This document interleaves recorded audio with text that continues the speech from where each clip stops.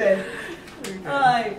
Hi everyone, welcome to yet another production with Julie. I am Julie. Today I have a very special friend of mine, a well-knowledgeable friend of mine with me to teach us how to, live in the Western world very comfortable without, having to be like one of those that have been here for 30 years and have nothing to show.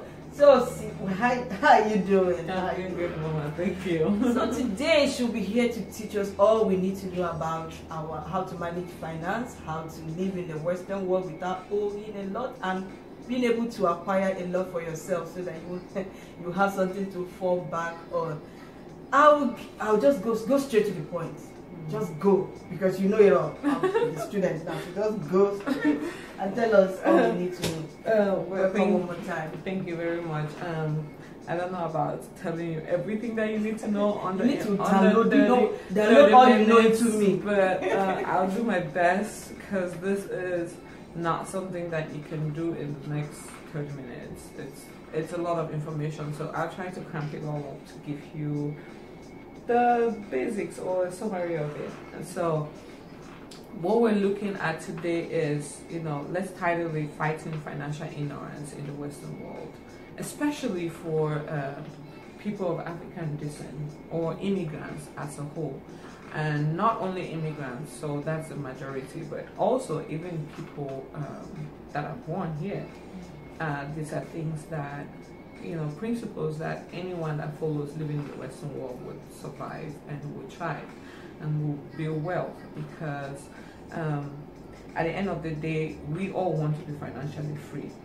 We want some kind of independence. And one thing you need to know is there is no way you're going to be financially free when you're working for someone, because you're never going to be paid what you are due working for someone, because they have to make profit, so they can pay you everything that you're worth, right?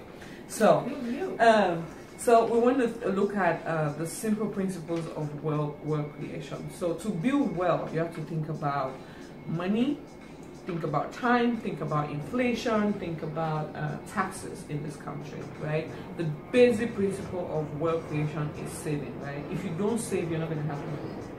There's no way around it. Like, if you're not putting money extra out, saving it somewhere, you're never going to be rich. If you just say, oh well, yeah, I'm just going to keep working, and then one day I'll start working and then I have money, and all the while you were working you were not keeping anything, you're never going to be rich. So the simple principle is save to be rich, right? And now when we talk about save and then be rich, now we get into how do we save, like where do we put the money. That's what helps you now on how whether you're gonna build that wealth in the next 5 years or 10 years or 20 years or 40 years, right? I was about to ask that question because I have noticed, as an immigrant living here in the United States, I've noticed that it's very difficult for you to save because you always have that bill. Bill, like paycheck to paycheck. Yes, it's a matter of discipline. The truth of the matter is you have to think about saving as a bill. Your first bill, your number one bill, is to save. So that bill, since you're so given to paying bills, let this mindset go with you. Saving is one bill. My number one bill, I have to pay. I don't care if it's $50 a month, if it's $100, it has to be something. You'll be surprised at you saving $50 a month in the next 10 years, how much your money is going to be, right? Especially if you're saving it in a bucket where it's yielding interest for you, right? So when we talk about saving, I talked about wealth creation, right? You need to think about money, think about time, you think about your rate of return, which is your interest, right? You think about inflation, because money, the value of money is decreasing every year, right? By a certain percent, which may be 3%. So you have to think about that. You have to think about taxes as well when you save your money. So you have to save money long enough for it to yield interest, for that money to grow and create you that wealth. So it's not a rich scheme of tomorrow I'm going to be rich, or I'm going to save $200 in the next 1 year I'm going to be rich. No, you have to save it long enough, right, for it to build interest and then yield you that result that you want. So we talked about time, right? Long enough. We talked about rate of return, interest, right? We talked about taxes and inflation. So inflation, if you're keeping money, if you're saving money, and you're not saving money in a bucket where the interest at least outweighs the inflation rate, then you're losing money. For example, if you're saving $1 every year to say you want to buy water next year, this year the water is $1. Next year the water is not going to be $1. So if you are saving your $1 in a bucket that is not going to yield at least $1.03 for you next year, you're not going to be able to buy that water. So that money is useless, right? So you have to think about inflation, and then taxes. Think about taxes. Where we are right now, it's like this is the lowest we'll ever get. So taxes are only going to get higher. Why? Because the country is in debt, trillions of debt. Who's going to pay the debt? Us, our taxes, right? Yeah. So you have to think about the effect of tax on that money that you're saving. Funny enough, there's so many buckets where you can save your money in, which would take into account these taxes, take into account this inflation, take into account the interest. That so many people don't really know. All we know is the bank, right? Put your money in a savings account or a checking account and boom. Well, we came from Africa and that's all we know. So other than that too, I noticed that if you save in the bank, it don't really yield that. It doesn't yield no interest. It doesn't. So the bank is not your friend. What the bank does, the bank takes your money, saves it into invests it into some other place, and then comes back and gives you the chicken change, right? The 0.00. So if the bank is taking your money and investing it in some place, can you not bypass the bank and invest that money? You have the right to, and you can. The reason why this doesn't happen is because we, especially Africans, we hate anything concerning financial education. We just think we know it all. Look at it this way. You have water in your house. Sorry to cut you on that one. I want to be. Let me be on the defense. The defensive side. Yeah, okay. because I would say I was a victim. You come into the Western world, for instance, as a new person. You don't know nothing. And when I mean nothing, you don't know nothing. You don't even know who to ask. Even when you ask those you feel they have stayed here for 30 years, 25 years, 15 years, you find out that you are even more knowledgeable than they are. You understand? Yeah. The first question, like somebody asked me, that how did I get here? Did I live with people? You know, that's the expectation. You come, you live with people, somebody, maybe save a little bit, exactly. Start your own life, exactly. And so you were lost. Exactly. I was lost for a very long time. Exactly. Lost not only on the financial aspect. You don't so even know where to start. I didn't know where to start because as said in one of my videos, you come in here with your big degree. Yeah. And you're waiting for a white collar job, and you don't get it. It's not gonna happen. So, and that's the thing, the power of role modeling. If you get to an environment where everybody, let's say everybody does nursing, you're gonna end up doing nursing. I was told the same thing. If you get to an environment where everybody is struggling to get this financial education, you're gonna end up getting financial education. And the truth of the matter is, those who go to school, they end up working for those who don't go to school, who focus their time on learning how money works, right? Yeah. So you end up working for those who went to learn how money works. So why don't you want to learn how money works? Look at, you have your house, you know, you have repair, you have the people you call when things go bad, right? Your sink goes bad, you know who to call. Your toilet goes bad, you know who to call. When finances doesn't work, you have nobody to call. Why is it that we don't place our finances the same priority that we place on all other things? So most of us, we don't have any financial management. We don't have anybody managing our finances because we think we know it all, right? We're coming from Africa where, you know, your money is your money, you take it, you use it, then, you know, you just play around with it and you think you know all. But in the Western world, trust me, the top 1% that are the richest, they have someone managing their finances, right? It's not because they don't know how to manage it, but they need someone with the skills, right, to help them put their finances in place, expenses, income, and all that stuff. But you have nothing. You don't have anyone to call to say, hey, I have this money this month.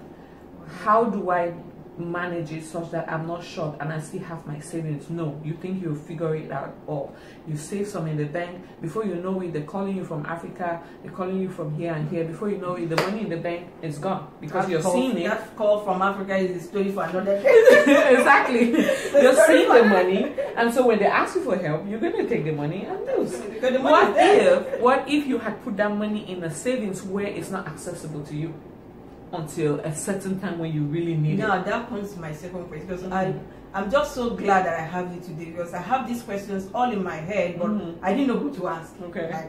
Like, I know, coming from Africa, there is this we call fixed deposit, but I don't know if it actually exists here.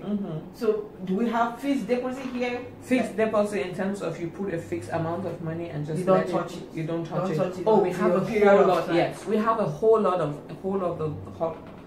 those portfolios. Excuse me. That exists besides a bank. A bank will not really give you anything. 0.01% they will give it to you. You have annuities. Annuities, they have the ones that you can keep it there for 5 years, 10 years, 20 years, and then you don't have access to it. Or maybe they give you a little percentage every year for you to, not just don't talk about that, right? Because I've seen it. It's nothing. So they just let you be able to access maybe a little percent, just that in case of emergency you can have some 7% somewhere that you can take. But there are those portfolios where you put a fixed amount of money and then it stays there and it's growing for you over time. Then you go back and you see a huge amount of money. So that's a good way to save, because you're not seeing the money, right? The money is somewhere. You just let it be making money for you. And that's the thing, you have to get to a point where your money works for you and not you working for money all the time, right? You have to get to that point.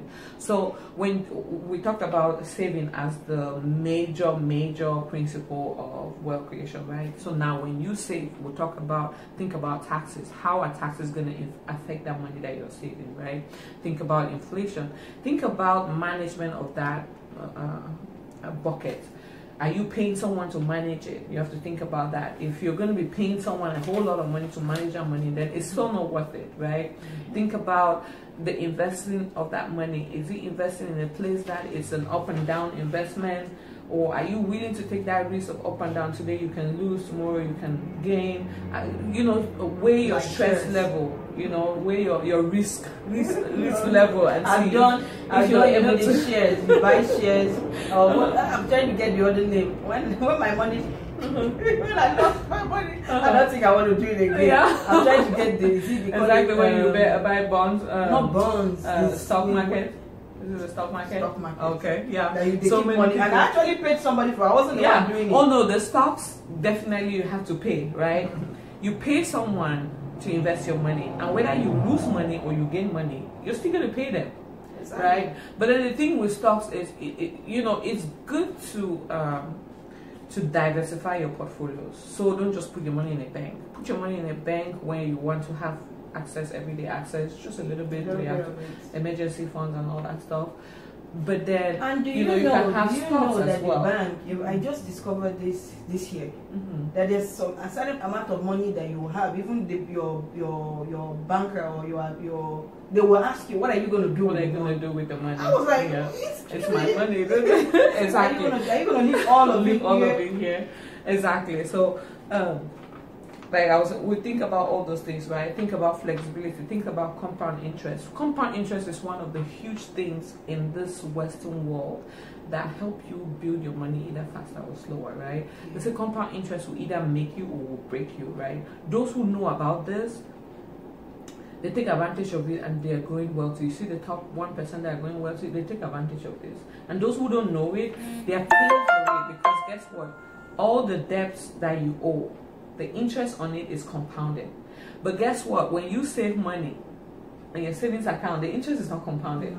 So why is it that when I'm owing you money, you compound the interest, but when I'm saving you don't compound the interest? That's because there are certain portfolios that you put that money and it compound, and some of it will not compound. For example, a portfolio that will compound interest for you is an IUL, an Index Universal Life Insurance. Now, let me come to life insurance. Most of us think that life insurance is only for when you die, right? It's just that protection for when you die. Okay, my family gets this. No, there are different kinds of life insurance. In fact, there are 4 different kinds of life insurance. You have the group life insurance, you have the term life insurance, you have the universal, and then you have the IUL, where you can put your money in and you can use that money while you're still alive.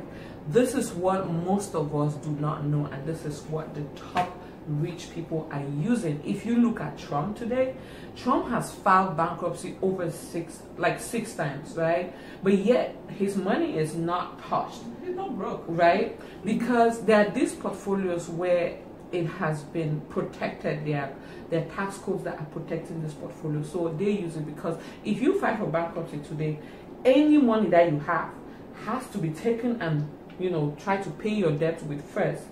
Then whatever is left, then that's, you know, what, because you cannot say you're filing bankruptcy and then you have money and then they won't touch it. No, you're filing bankruptcy saying that I don't have enough money to pay my debt, but then your checking account has 20,000. No, they're gonna take it all out, pay your debts and whatever is left. So, but then there are these portfolios where if you're filing bankruptcy and you have $1 million in that portfolio, nobody's gonna touch it.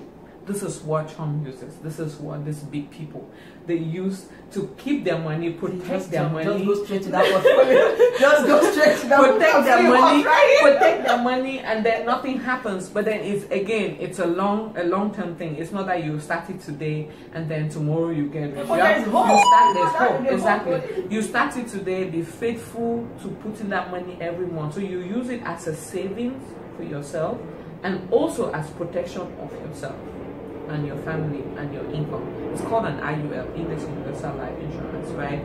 So let's say one thing with wealth creation is you have to think about safety first. It's not about the money first, it's about safety first, then the growth, right? The protection first.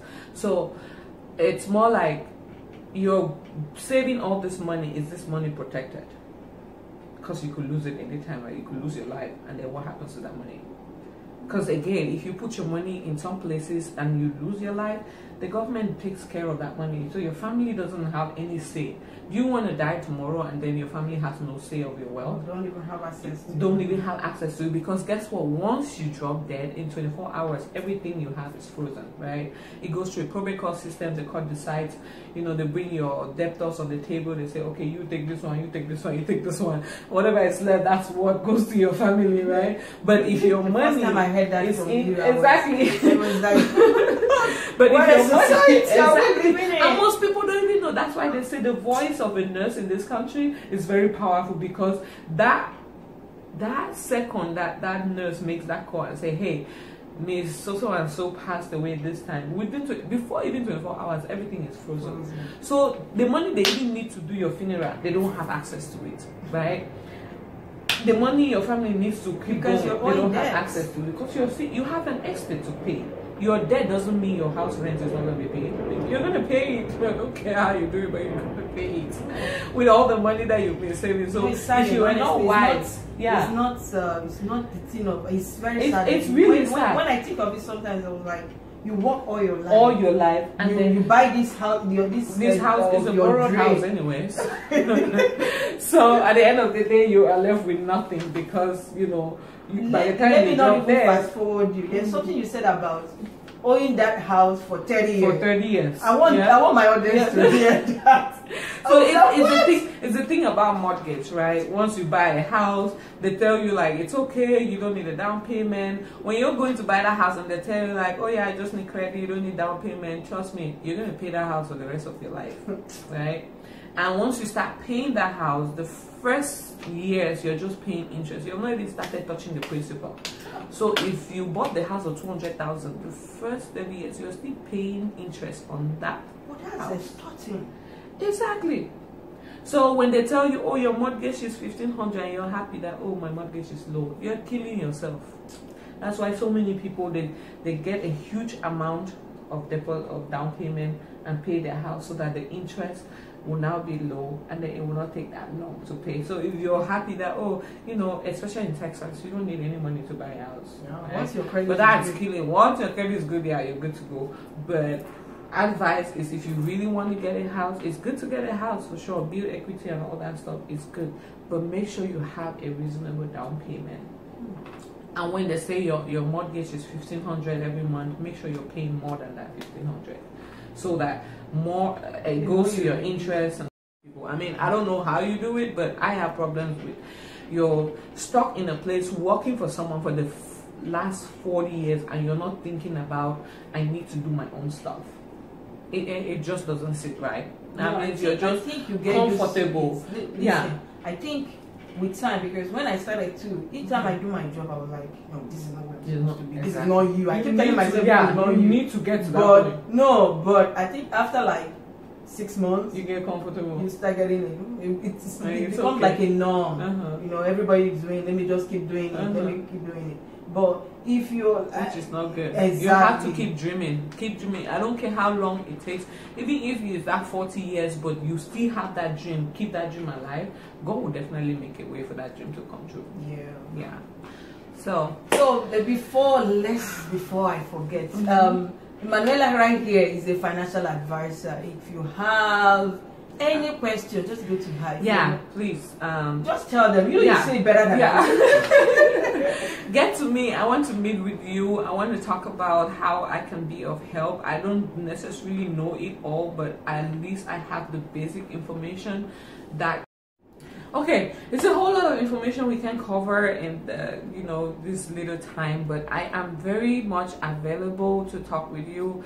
You can get me on my mobile number 469-493-5471, or send me an email bimeh2013@gmail.com, or follow me on Facebook, Emanuela Fume.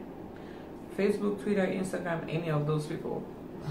Or if you want any of those platforms. If you can't remember any of that, leave your comments. Leave your comments, and Mama will get to me. To see Manuela. Exactly. I will definitely get it across to her. Yes. Trust me, it's worth the waiting. It's worth the visit. It's worth all the knowledge she has in her. We need it, especially those of us living abroad. We really need this. Even if you don't want to chat with, if you're not here and you want to still ask your questions, you can always email her. You can do video calls. The world is global. The world is very global. There's no limitation. Like, I'm very much available, and that's just because it's not because I know too much. It's just because most of us don't like reading, and this year I dedicated my time to reading so much about finances. They said if you want to hide something from an African, read it inside the book.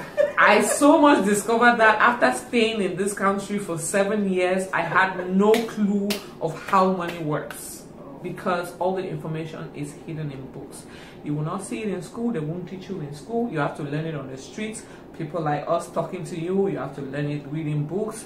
It's not going to be in a classroom. Nobody's going to teach you. They only tell you to work. Exactly. You have to be a doctor, work for somebody, be a nurse, work for somebody. They won't teach you how to start your own business, be your own boss, and all that stuff. It's not part of the curriculum. Exactly. So yeah, please leave your comments. Let me know if you need to talk with me and you can't get a hold of me. Leave a comment, and Mommy Jolie would get to me, and I will get to you. I have all the time to talk to you and see where you are, how I can help. I just want to help because I have seen what this financial ignorance does to families in this country, and I really don't like it. So that will be next time for today. Thank you so much for coming. Thank you all for watching. Don't forget to like, don't forget to share, don't forget to subscribe. If you want to get more of this knowledge, you can't buy it. It's something you can't buy. I know, right?